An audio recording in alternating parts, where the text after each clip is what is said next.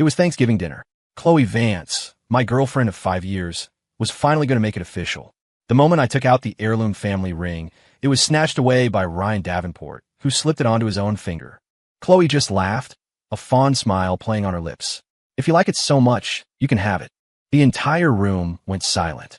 All eyes were on me, the supposed fiancé-to-be, expecting the same kind of messy, embarrassing scene I usually made.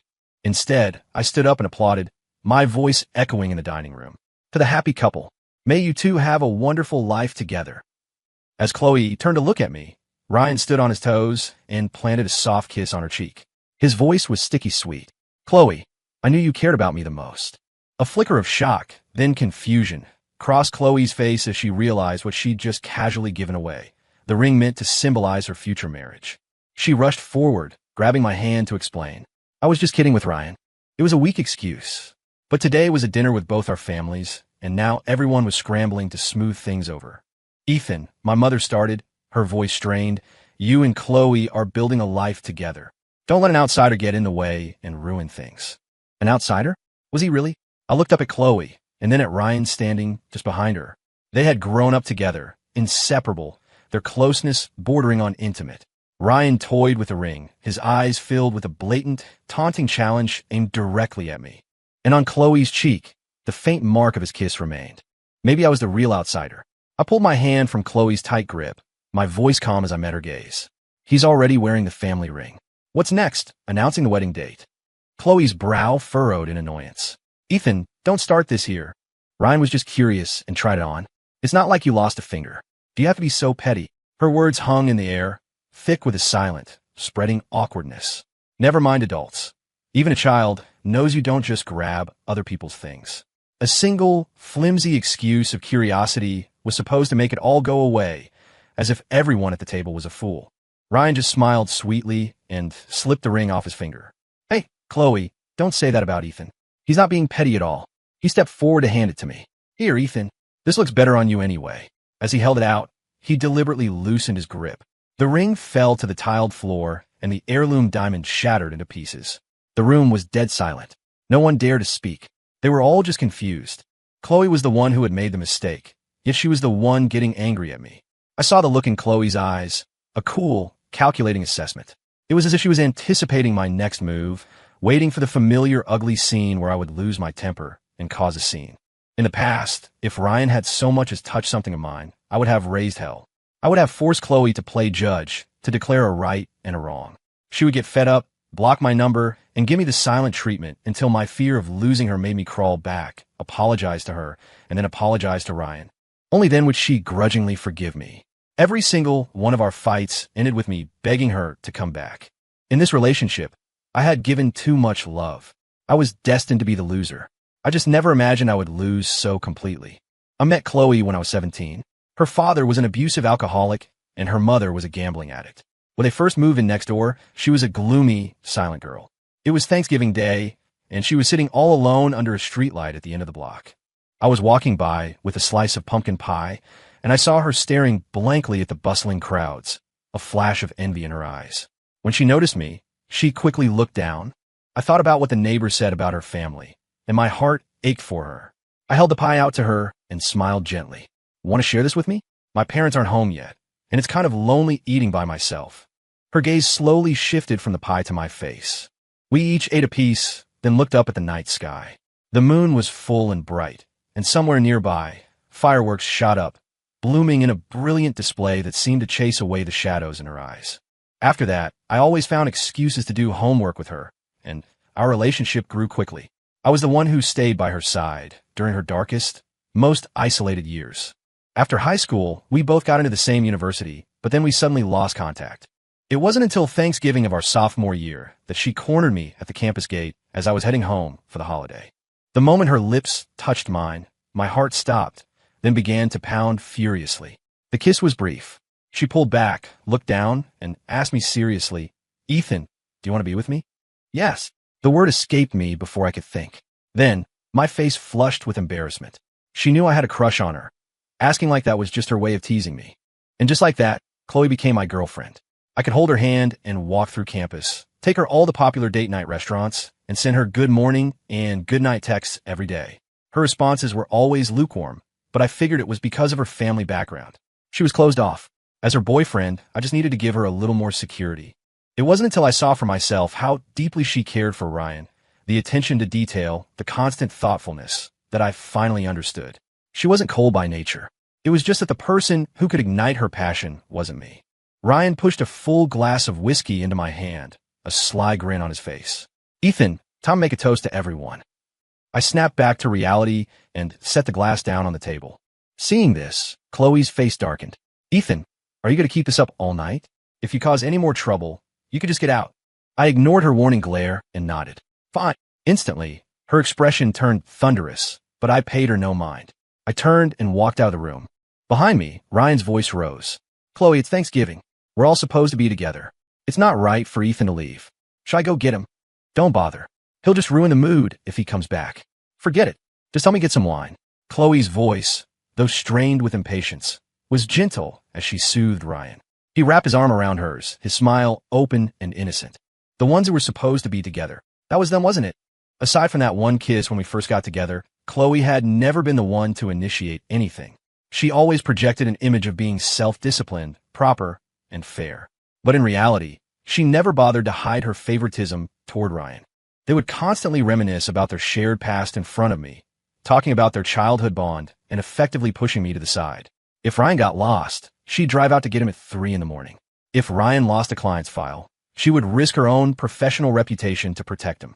All it took was one phone call from Ryan, and no matter how important her own task was, she would drop everything and rush to his side.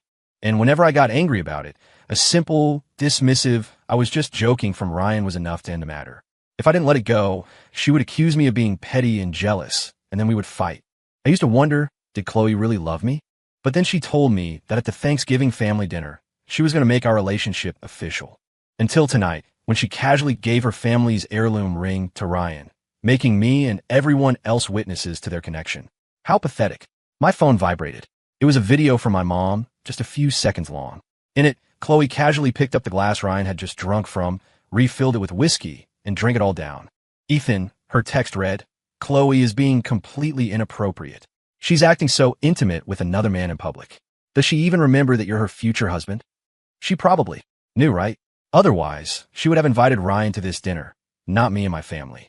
They would be the ones standing side by side, accepting congratulations, setting a wedding date, and building a happy life together. The thought carved a gaping hole in my chest, leaving nothing but an empty void where a cold wind howled. It blew away the pain, and with it, years of unrequited longing. And I suddenly realized I could stop loving Chloe Vance. When I got back to the apartment and finished showering, it was already past midnight. I checked my phone. There were no messages from Chloe. Ryan, however, had just updated his Instagram story. "You promised you'd never hold anyone else's hand again." The picture was of 2 hands, fingers intertwined. On the back of the woman's hand was a small, distinct mole, and I was the anyone else whose hand she would never hold again. Unlike before, I didn't call Chloe to demand an explanation. I just calmly turned off my phone, got into bed, and went to sleep. Just then, the screen lit up automatically. A message from Dr. Reed. "Ethan, this fellowship abroad is a once-in-a-lifetime opportunity. Other students would kill for it. Why are you turning it down? Surely your relationship with your girlfriend can withstand 3 years of long distance." After graduating from college, I didn't get a job. I went straight to grad school. Dr. Reed was my advisor, and she had recommended me for one of the few spots in the overseas program. I had asked Chloe for her opinion. She said she respected my choice, but that same night, she had a nightmare, crying out my name over and over, begging me not to leave her. My resolve softened. I turned down Dr. Reed's offer. I never thought that I would be the one left behind. Suppressing my emotions, I was about to reply when another message came through. "You're my most promising student. If you take this opportunity, you can come back to a teaching position here at the university. Men should establish their careers before settling down, don't you think?" I pursed my lips and typed back, "Dr. Reed, I'll take it. Could you please send me the application form?" She replied instantly, "I'm glad you've come to your senses. Hold on, I'll find a file right now. Here's the application. Just fill it out and send it back to me. The departure date is next month. I'll approve a leave of absence for you until then. That should give you 2 lovebirds plenty of time together." Before, I would have used any break to spend every waking second with Chloe. She'd get annoyed, but all I had to do was look at her with gentle eyes, and she'd give in. Now, this break will be for saying goodbye. I got out of bed, pulled out some cardboard boxes, and started packing. Chloe and I had lived here for 5 years. Everything in this apartment I had carefully chosen and arranged. I had naively thought this was our little home. I let out a bitter laugh. There were plenty of people willing to give her a home. She didn't need me. After packing for a while, I was so tired I could barely keep my eyes open. I decided to sleep first. Just as I drifted off, I heard the front door open, followed by footsteps. Chloe was back. Ethan. She didn't see me in the living room and pushed open the bedroom door. Seeing me already in bed, she frowned, her tone hardening. Ethan. I pulled the covers over my head.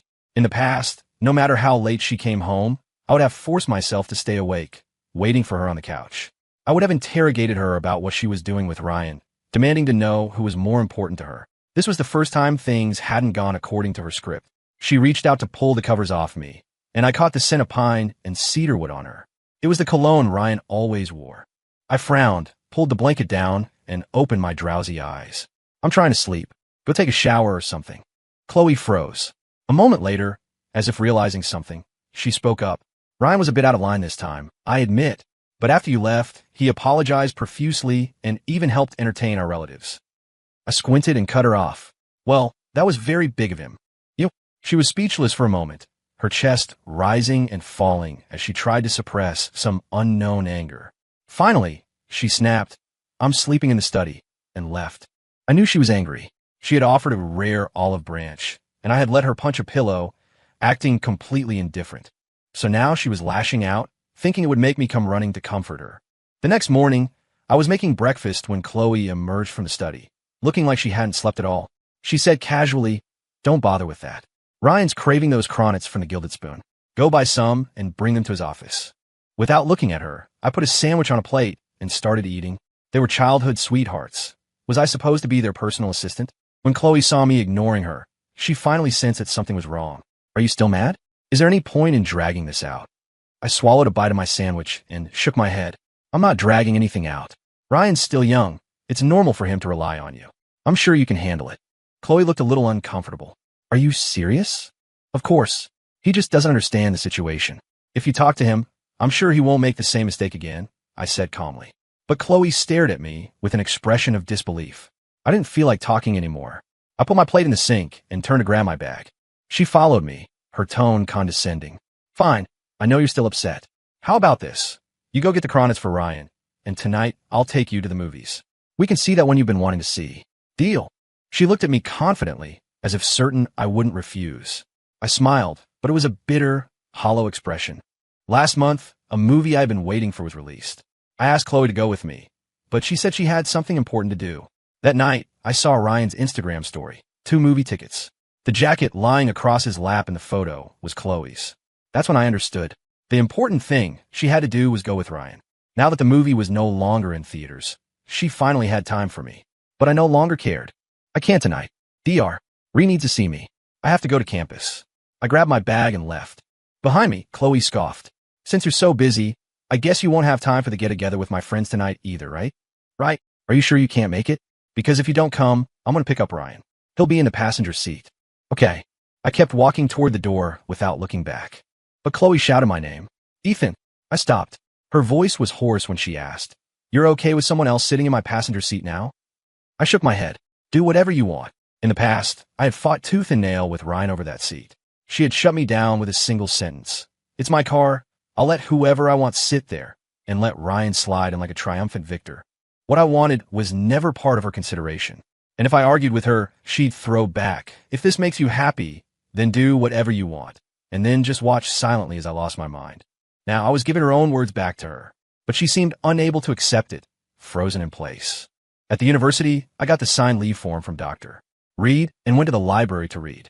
Surprisingly, Chloe sent me a text. I have a surprise for you. I frowned. Did she send that to the wrong person?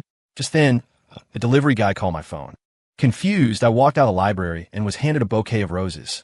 A second text from Chloe came through. Do you like them?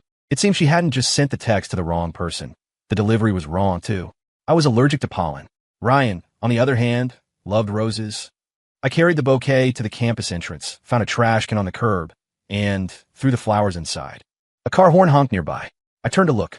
It was Chloe's car. I used to wish she would come pick me up, but she always complained it was too far out of her way. Why was she here now?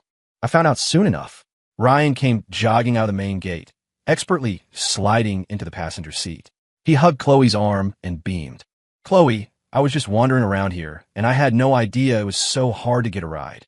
Thanks so much for coming all this way to get me. And actually, I'm not feeling so great. Can you take me to the doctor? Please. Chloe didn't say a word, just stared at me with cold eyes. I took a step to the side.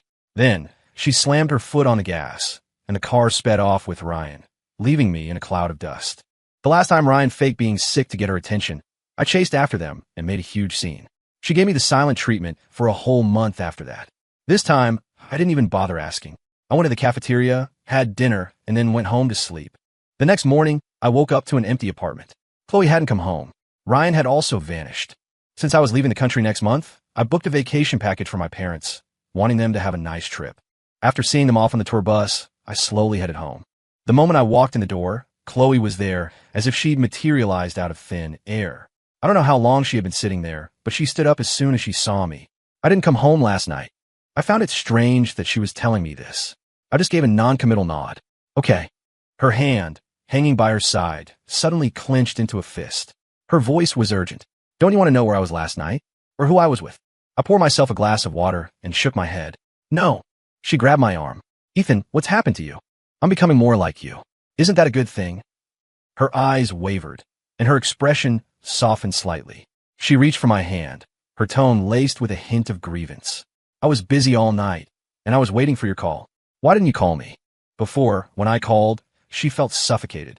Now that I was giving her freedom, she didn't want it. But it didn't matter to me anymore. Chloe started being unusually attentive. If I went out with friends, she would text me to see how I was, even offering to pick me up, something that would have been unthinkable before. Under the teasing gazes of my friends, I agreed to let her pick me up. It was time to set things straight, I thought. While I was waiting for Chloe, Ryan strode toward me. As we passed each other, he lowered his voice. Ethan, you've already lost. I frowned in confusion. Just then, a piece of paper fell from his pocket. I picked it up. It was a photo of a man and a woman walking into an OB/GYN clinic. The man was Ryan. The woman beside him was Chloe. I couldn't describe the feeling in my heart. It wasn't so much sadness as it was a dark, bitter humor. Chloe always thought Ryan was so innocent, so naive, and yet this innocent boy was about to become a father. Footsteps approached. I looked up. Ryan had returned, watching me with a smug look on his face. Oops, looks like you found out. I raised an eyebrow and smirked. Chloe's not here. You could drop the innocent act. Here, take this back. I handed him the photo. He took it, slowly folded it, and put it in his wallet. Aren't you curious when this happened? He sneered, his eyes full of provocation. I shook my head, my own smile cold. You and Chloe were out all night, just a few days ago. Even with hormone shots, it wouldn't be that fast. Who said it was last time? He leaned in close, his voice a low whisper, enunciating each word. It was on your birthday. I felt like I'd been struck by lightning, my eyes locked on him. He gave me a brilliant smile. Looks like your memory is still pretty good. Yes, my memory was excellent. 3 months ago, on my birthday, right after I blew out the candles, Chloe got down on one knee and formally proposed to me. She promised we would be together forever, that nothing, not sickness, not poverty, could ever tear us apart. The very next second, her phone rang. She got up and left without even putting the ring on my finger. Afterward, she just said it was an emergency. And besides, a proposal was a formal commitment. It was only respectful to me to have both our families and relatives present to witness it. I should have known. Who else but Ryan could call her away with a single phone call? In the end, Chloe never came to pick me up. I took Dr. Reed out for dinner at a local gastropub. During the meal, Chloe called me repeatedly.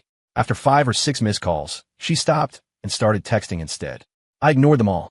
Dr. Reed. I began. My foreign language skills are a little rusty. I was thinking.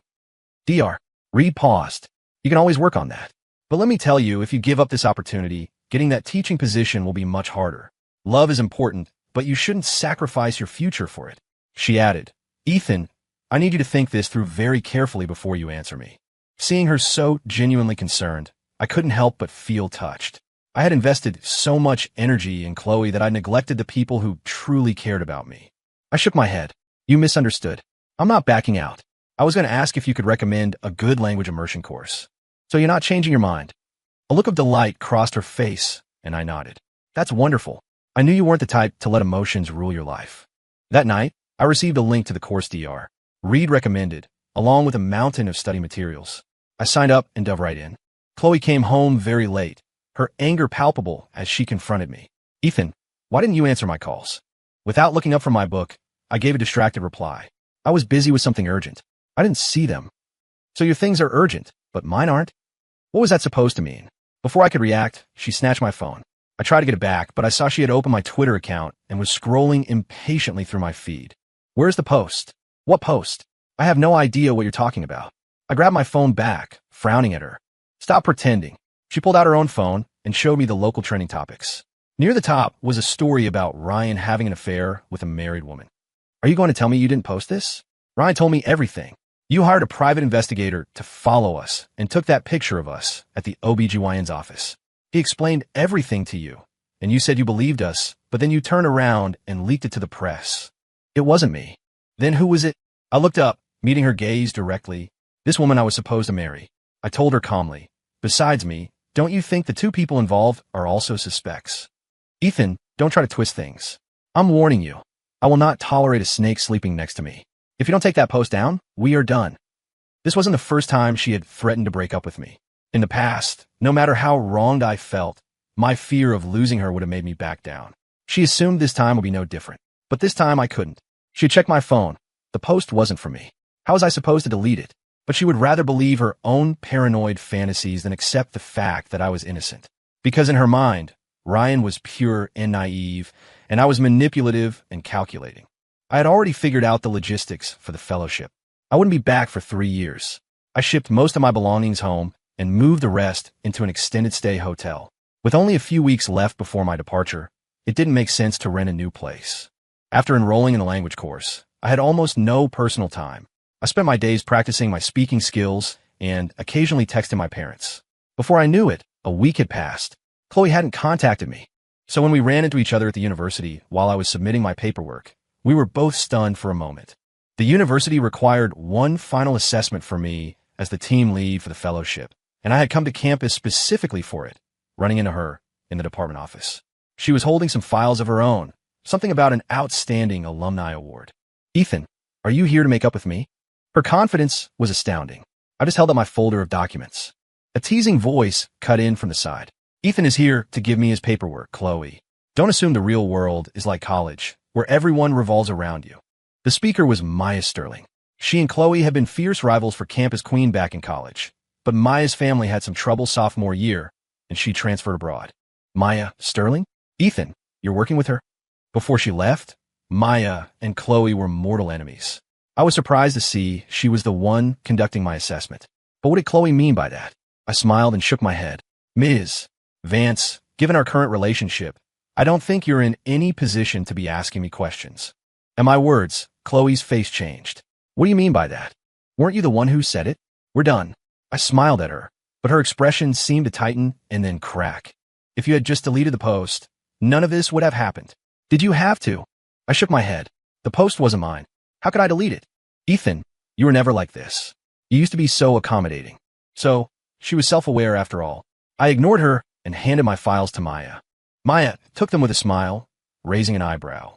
People get tired of accommodating all the time, and when they get tired, they leave. She waved the folder in her hand, and Chloe snapped back to reality. She whirled on me. You're leaving me to go abroad with Maya Sterling? I had no idea how Chloe's mind had twisted to that conclusion. Before I could even ask, Ryan burst into the office and forcibly dragged Chloe away. The office fell silent. I rubbed my temples wearily.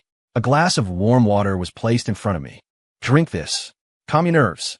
I took it. Thanks. Maya smiled. We've known each other for years. No need to be so formal. When you get to London, I'll be the one welcoming your group. If you need anything at all, just let me know.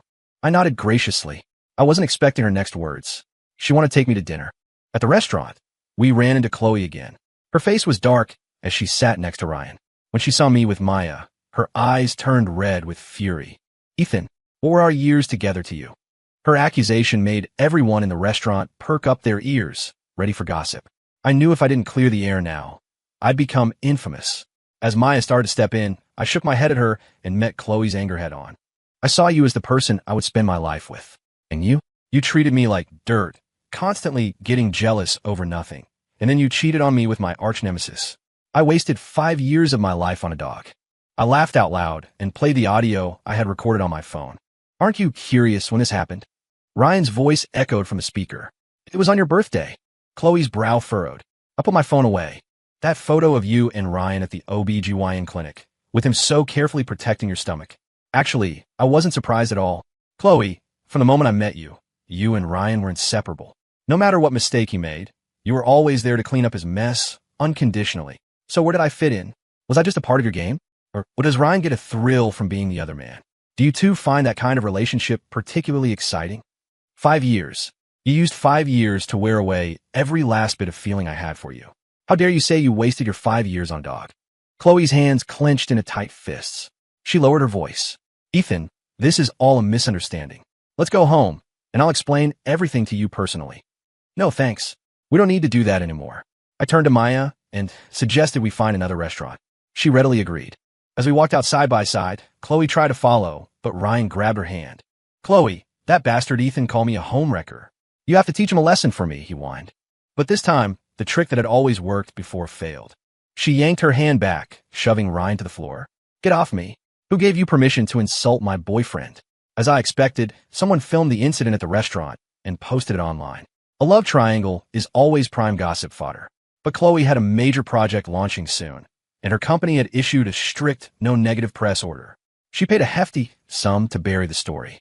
Coincidentally, I learned that the project Chloe was so focused on was one that Maya's family company was also competing for. Maya asked if I wanted to be involved. I thought about it for a moment and agreed. It was perfect timing. I could wrap this up just before leaving the country. Ryan had always been Chloe's assistant, but he was clumsy and incompetent. Chloe often had to bring work home for me to sort out after hours. Now that I was gone, and with Chloe pregnant, the two of them were a complete mess. On the day of the project pitch, I saw the dark circles under Chloe's eyes. It was clear her sleep had been suffering. When she saw Maya and me walking together, the initial fury was gone, replaced by a tightly controlled composure. I knew she was suppressing it. I helped Maya successfully win the contract. To celebrate, she publicly gifted me a luxury watch as a reward. As I accepted it, I felt a burning gaze fixed on my back. Outside the restroom, as I was coming out, I saw Chloe waiting for me. I hadn't noticed from a distance, but up close, she looked haggard and exhausted, a far cry from the business goddess she used to be. Were you waiting for me? Is there something you need? It seemed like Chloe had a million things to say, but in the end, she simply held up a ring and got down on one knee. Ethan, let's get married. I made so many mistakes in the past. I'm sorry. After you left, I realized I can't live without you. I've been in love with you for a long time. In the 5 years we were together, this was the first time Chloe had ever said the word love to me. I noticed my heart was unusually calm, without the slightest ripple of emotion. Chloe's hand, holding the ring, remained frozen in the air. Her other hand reached for mine, wanting to slide the ring onto my finger. I took a step back, avoiding her touch. Ethan, she was stunned. I managed a small smile. You don't still think I'm the same person who will come running back with just a few sweet words, do you? I had heard rumors about Chloe and Ryan's entanglement long ago. After she decided to be with me, I had wondered why. After all, she and Ryan were childhood friends who knew everything about each other. It was strange that I had been inserted into their story.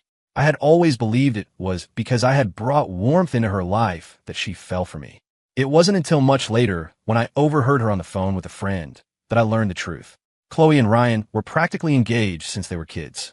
But as a teenager, Ryan went through a rebellious phase and secretly got a girlfriend. When his parents found out, he panicked and lied, claiming Chloe had gotten a boyfriend first, which was why he started dating. To help him cover up his lie, Chloe found me and started a relationship with me. She chose me because she knew me, knew how much I liked her, and was certain I wouldn't refuse. This relationship began because of Ryan. The middle and the end were also filled with his presence. I tried so hard to make Chloe see me, but I could never control her heart. Over these 5 years, I had collected more than enough disappointment. The engagement ring fell to the floor. Just like on Thanksgiving, though it didn't shatter like the heirloom, it was now covered in dust. But my heart no longer ached.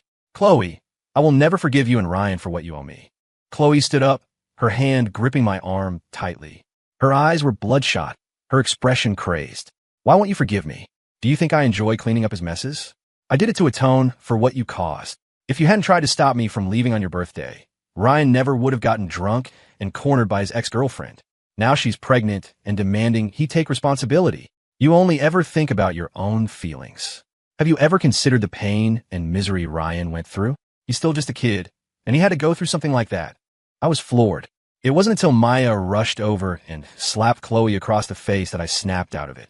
I stopped Maya before she could strike again. I looked down at Chloe. You call Ryan a kid, but he's a year older than me. He went through something terrible, and yes, that's tragic.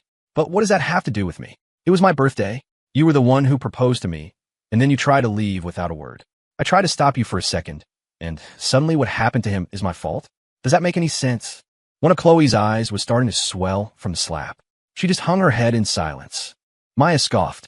After all that, you're just trying to hide the fact that you want to have your cake and eat it too. Chloe, you're shameless. The day I left the country, I was video calling my parents from the airport lounge. They were supportive of my breakup with Chloe. My dad even joked that I should broaden my horizons and find a foreign girl. They'd be fine with that. Just then, Maya walked by and accidentally appeared on camera. My dad was instantly smitten. That girl looks nice. She looks like she could be my daughter-in-law. I was about to explain when Maya smiled graciously into the camera. I'm honored to pass your interview, sir. When Ethan and I get back, we'll be sure to visit you in person. Her confident and charming demeanor won over my usually picky mother. I was so embarrassed I could have died. Luckily, the boarding announcement saved me.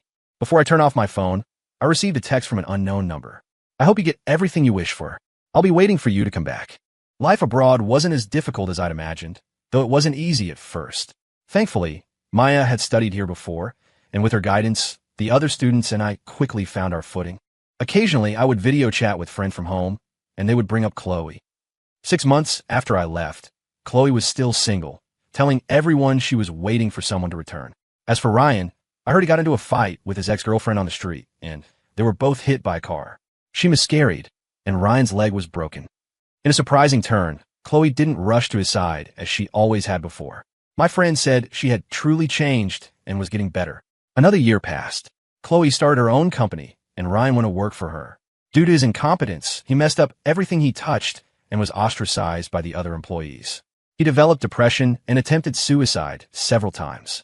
Friends urged Chloe to cut ties with him, but every time she considered it, another suicide attempt would follow. Ryan couldn't live without Chloe. During my year and a half abroad, I immersed myself in my research, wrote a comparative thesis on domestic and international trends, and got published on the front page of a leading scientific journal. The university awarded me a certificate of honor. After a celebratory dinner one night, I was soaking in the tub of my apartment when I received an unexpected call. It was Chloe. Ethan, I can't wait for you anymore. I had never taken Chloe's waiting seriously, so when she said she couldn't wait, I felt no sadness at all. She was just a familiar stranger from my past. It's okay. You don't have to feel guilty, I said, playing with the bubbles in the bath.